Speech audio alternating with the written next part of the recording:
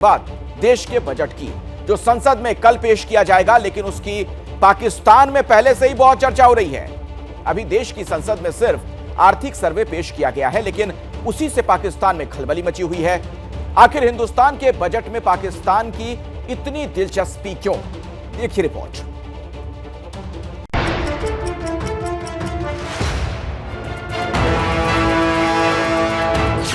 चमकता हिंदुस्तान, बिलखता पाकिस्तान।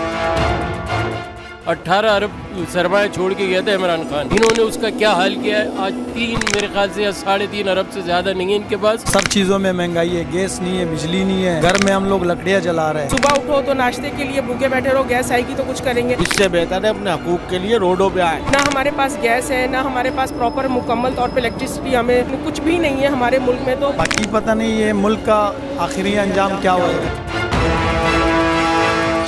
आतंक का अंधकार, जिन्ना लैंड में हाहाकार।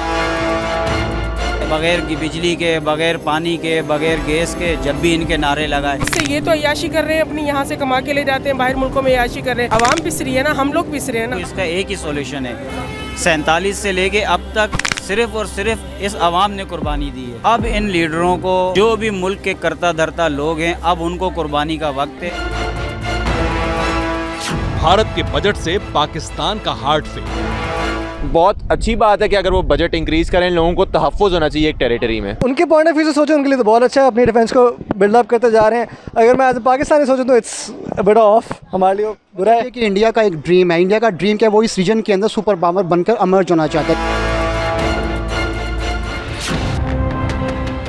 अभी तो भारत की संसद में सिर्फ इकोनॉमिक सर्वे पेश हुआ है, असली बजट आना बाकी है। लेकिन पाकिस्तानी अभी से अपने मुल्क की बर्बादी का मरसिया पढ़ने लगे। डाउन हो रहा था जब इक़्तिसादी खसारा पाकिस्तान में भी चल रहा था, वहाँ उसने $1 बिलियन जो है ना, वो मार्केट में फेंक दिए थे। तो उस तरीके से उसने उस खसारे को कंट्रोल कर लिया। अब हमारी जेब में तो 10 रुपए नहीं थे, हम क्या करते।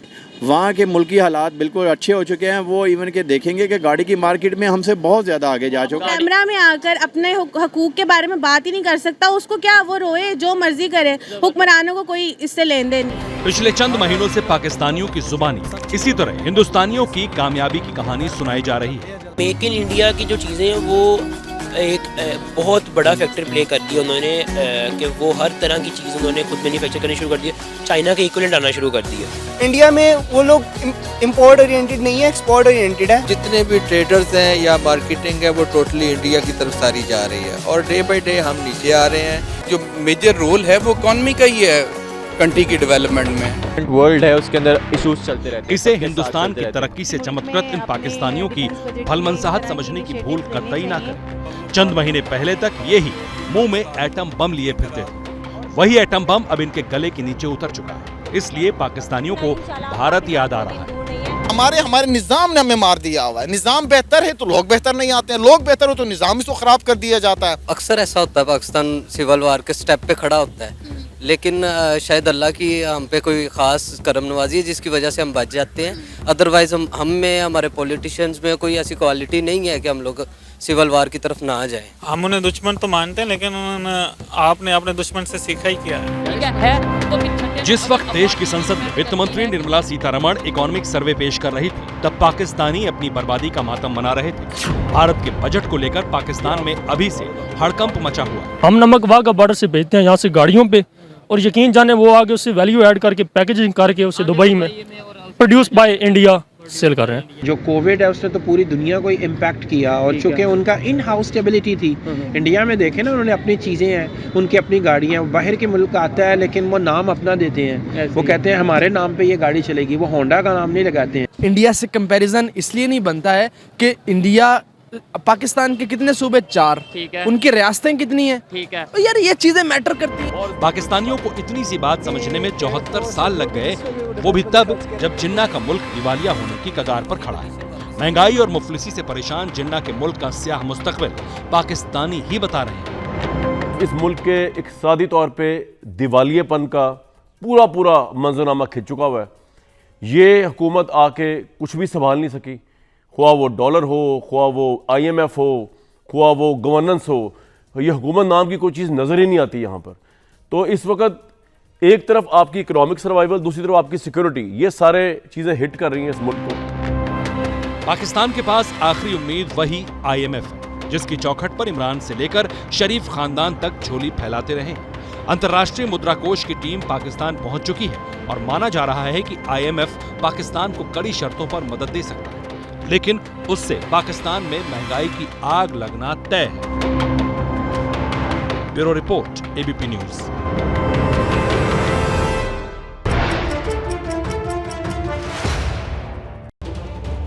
इस रिपोर्ट के जरिए आप समझ गए होंगे भारत जो लगातार तरक्की करता गया और पाकिस्तान की आज जो खस्ता हाली है सबके सामने है।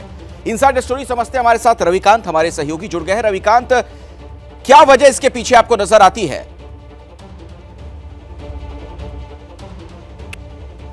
देखिए, जहां तक भारत का सवाल है, भारत के लिए ये कहा जा सकता है कि इंफ्रास्ट्रक्चर का क्षेत्र हो, लेबर सेक्टर हो या कृषि का सेक्टर हो या फिर कैपिटल सेक्टर हो, सभी में भारत तेजी से आगे बढ़ रहा है।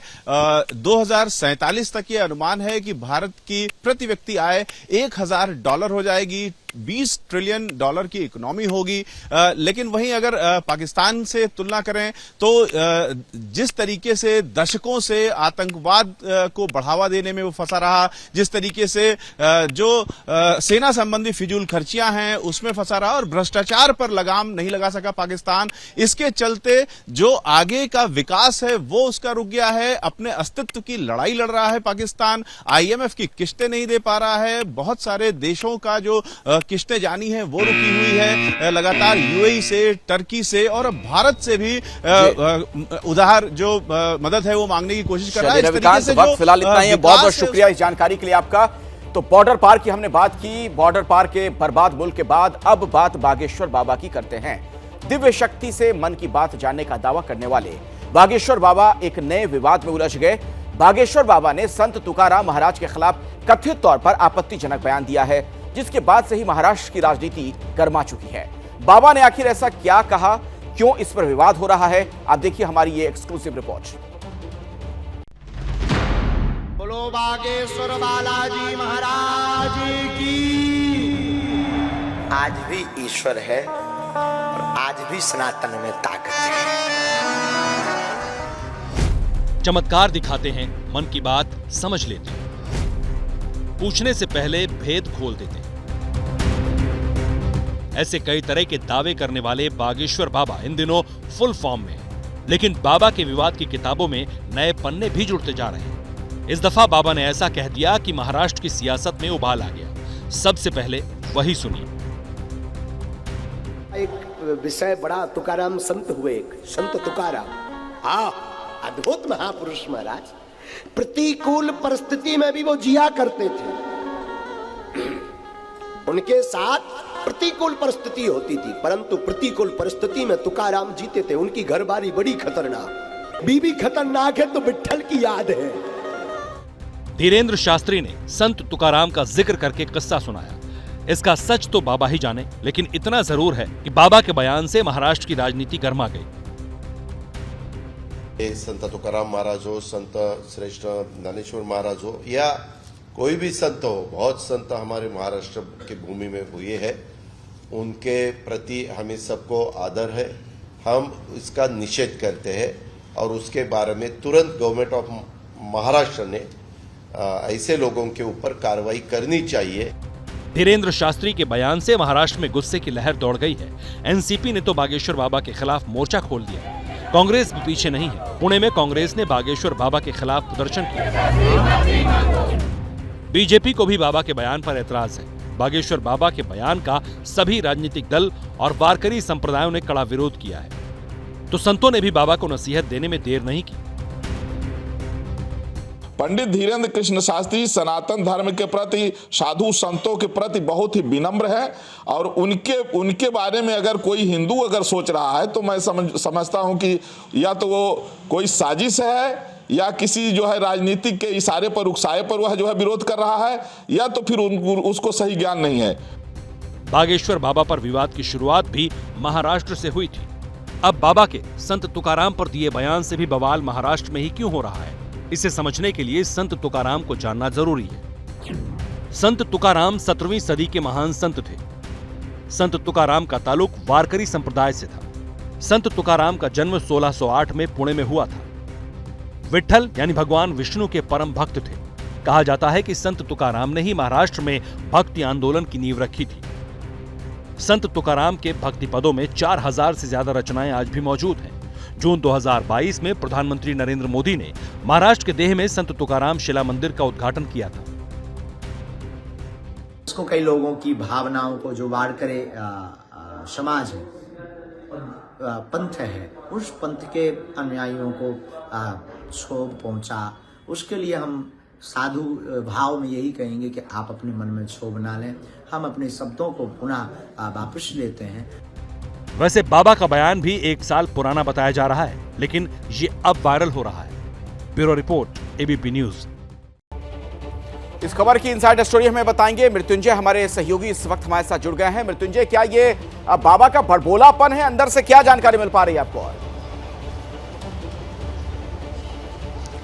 देखिए, निश्चित तौर पर यह समझना होगा कि संत तुकाराम को पर दी गई जो बाबा की टिप्पणी है धीरेन्द्र शास्त्री की, उस पर महाराष्ट्र में ही घमासान क्यों बचा हुआ है? तो देखिए, महाराष्ट्र को संतों की भूमि कही जाती है, चाहे संत ज्ञानेश्वर हो, संत तुकाराम हो, संत ज्ञानोबा, संतों की भूमि कही जाती है। तो संत तुकाराम वारकरी संप्रदाय उन्हें बहुत मानता है, और वही वारकरी संप्रदाय जिनके लिए प्रधानमंत्री नरेंद्र मोदी को भी मैदान में आना पड़ता है, वारकरी वेशभूषा में वो वारकरियों के बीच जाते हैं। वही वारकरी जो वारी लेकर यानी शोभा यात्रा लेकर पुणे के देहू से पंढरपुर तक जाते हैं। पंढरपुर जहां पर भगवान श्री कृष्ण के रूप विट्ठल की पूजा अर्चना की जाती है। तो आप समझ सकते हैं कि तुकाराम को कितना माना जाता है। इसीलिए महाराष्ट्र में इसके जमकर राजनीति भी हो रही है। एनसीपी मुख्य तौर पर निशाना साध रही है धीरेन्द्र शास्त्री पर। कहीं ना कहीं 1 साल पुराना ये ऑडियो वीडियो बताया जा रहा है, क्योंकि जैसे जैसे बाबा प्रसिद्ध होते जा रहे हैं, सोशल मीडिया पर वायरल होते जा रहे हैं, उनके पुराने वीडियोज़ भी सामने आ रहे हैं। तो इसको लेकर एनसीपी काफ़ी आक्रामक है। लेकिन देखने वाली बात यह है कि बीजेपी, कांग्रेस, शिवसेना बड़ी सावधानी से इस पर कदम रख रही है, चुप्पी साधे हुए। चलिए, बहुत बहुत धन्यवाद मृत्युंजय जानकारी के लिए आपका। और दी इनसाइड स्टोरी में बात अब बिहार की कर लेते हैं। नीतीश कुमार से नाराज उपेंद्र कुशवाहा ने आज फिर जेडीयू में हिस्सेदारी वाली बात दोहराई। कुशवाहा ने नीतीश पर अनदेखी का आरोप तक लगा दिया और कहा बगैर हिस्सेदारी लिए वो कहीं नहीं जाने वाले हैं। वहीं बिहार में एनडीए को मजबूत करने में जुटी बीजेपी की नजर अब चिराग, मुकेश सहनी और जीतन राम मांझी पर टिकी हुई है। पार्लियामेंट्री बोर्ड का अध्यक्ष मुझको जरूर बनाया गया, सीधे तौर पे एक झुनझुना मेरे हाथ में थमाया गया। कैसे कोई निकाल देगा उपेंद्र कुशवाहा को? उपेंद्र कुशवाहा कोई गाजर मूली है कि कोई उखाड़ के फेंक देगा? आरजेडी के लोग ही कह रहे हैं कि डील हुई है गठबंधन करते समय, इस डील का खुलासा होना चाहिए। जेडीयू में हिस्सेदारी मांग रहे उपेंद्र कुशवाहा आज जब मीडिया के सामने आए तो उनकी जुबान पर हर उस एहसान का जवाब था जो जेडीयू के नेता उन्हें गिना रहे थे। जेडीयू के नेता उलाहना दे रहे हैं कि उपेंद्र कुशवाहा को पार्टी संसदीय बोर्ड का अध्यक्ष बनाया गया। जवाब उपेंद्र कुशवाहा ने दिया, कहा नाम के लिए अधिकार दिया गया, पार्टी से जुड़े फैसले में कोई भूमिका नहीं थी, फैसले लेने से पहले राय नहीं ली जाती थी। कुशवाहा ने जेडीयू नेताओं को जवाब देने के बाद फिर हिस्सेदारी वाली बात दोहराई। 1994 में 12 फरवरी को पटना के गांधी मैदान में आयोजित एक रैली में नीतीश कुमार जी ने जिस हिस्सेदारी की बात की थी, जो हिस्सा लालू यादव जी से उन्होंने मांगा था, वही हिस्सा उपेंद्र कुशवाहा आज नीतीश कुमार जी से मांग रहा है। उपेंद्र कुशवाहा ने अपनी प्रेस कॉन्फ्रेंस में खुद पर हुए हमले का जिक्र भी किया। पटना में जेडीयू नेता बयानों की लड़ाई लड़ रहे हैं तो दूसरी तरफ सड़कों पर जेडीयू कार्यकर्ता आपस में ही मारामारी मचाए हुए हैं।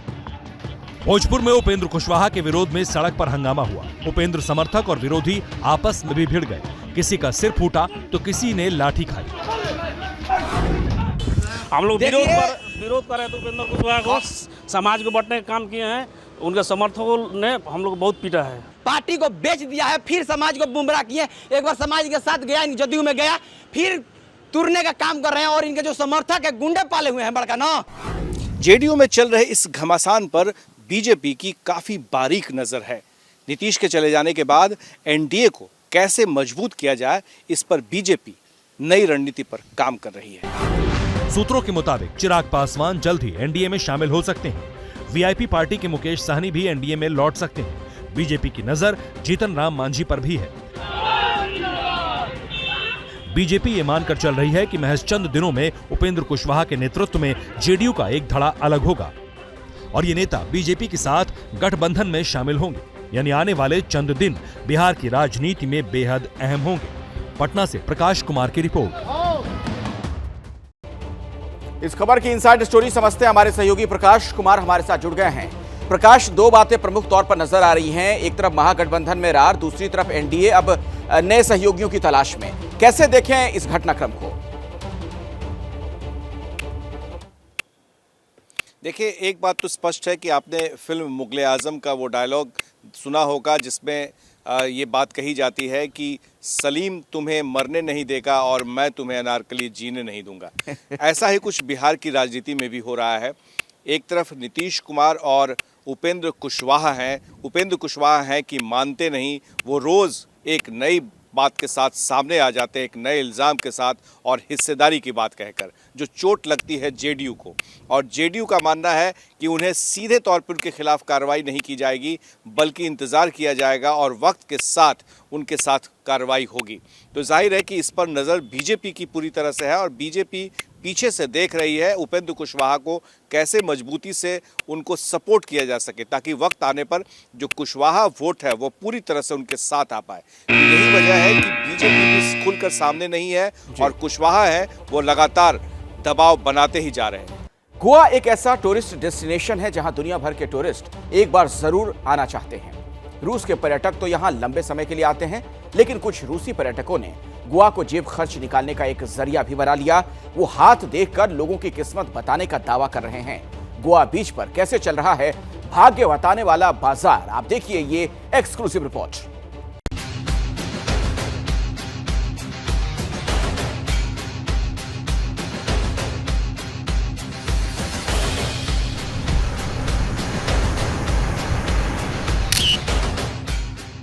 गोवा भारत में दुनिया भर के सैलानियों की सबसे पसंदीदा सैरगाह। गोवा के समुद्र तट और यहां का माहौल देसी विदेशी पर्यटकों को खूब लुभाता है।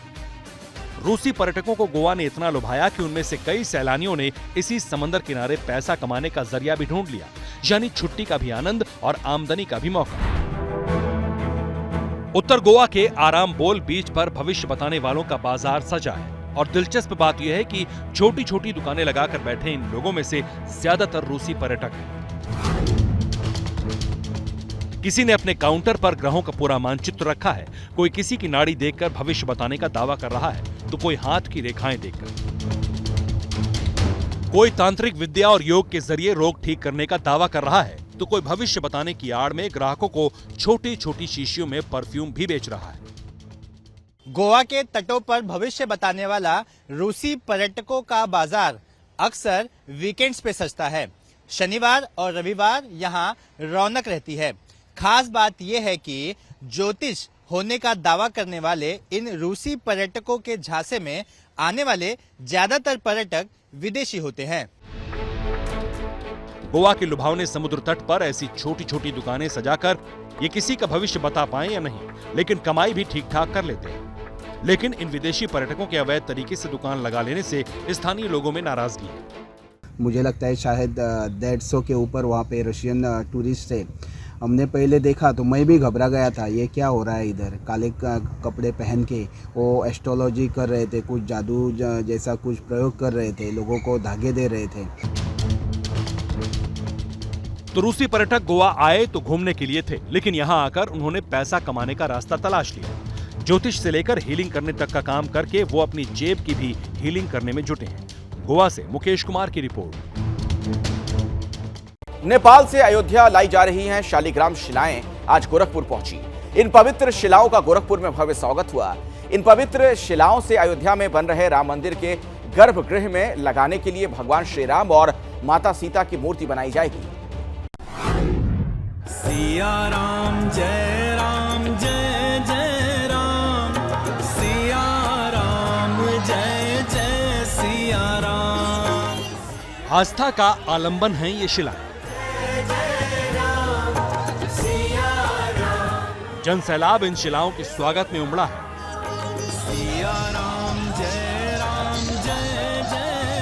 मां जानकी के धाम जनकपुर से ये शिलाएं भगवान श्री राम के धाम अयोध्या के लिए रवाना हुई हैं।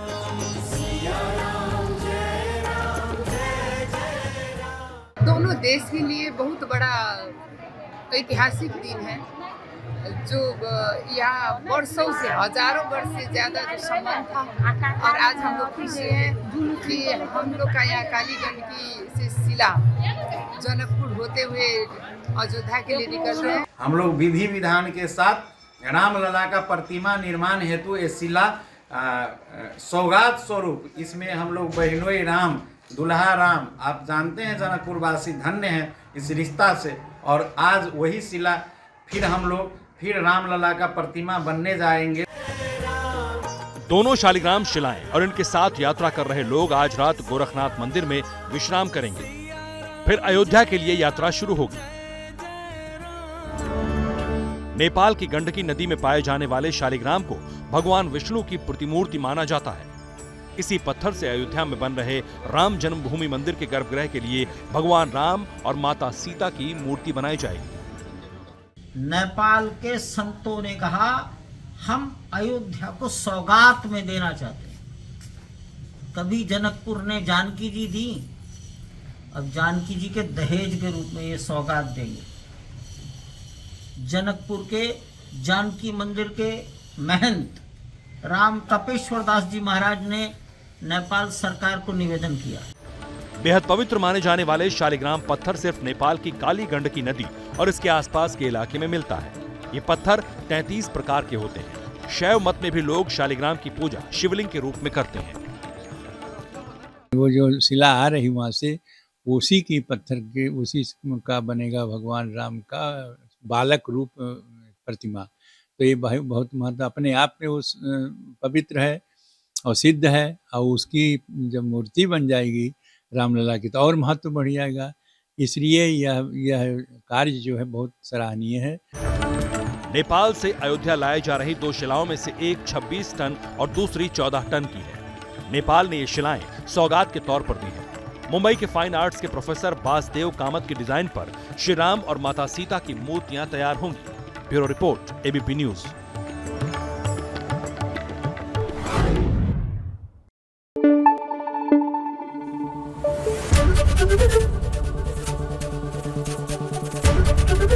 एबीपी न्यूज आपको रखे आगे।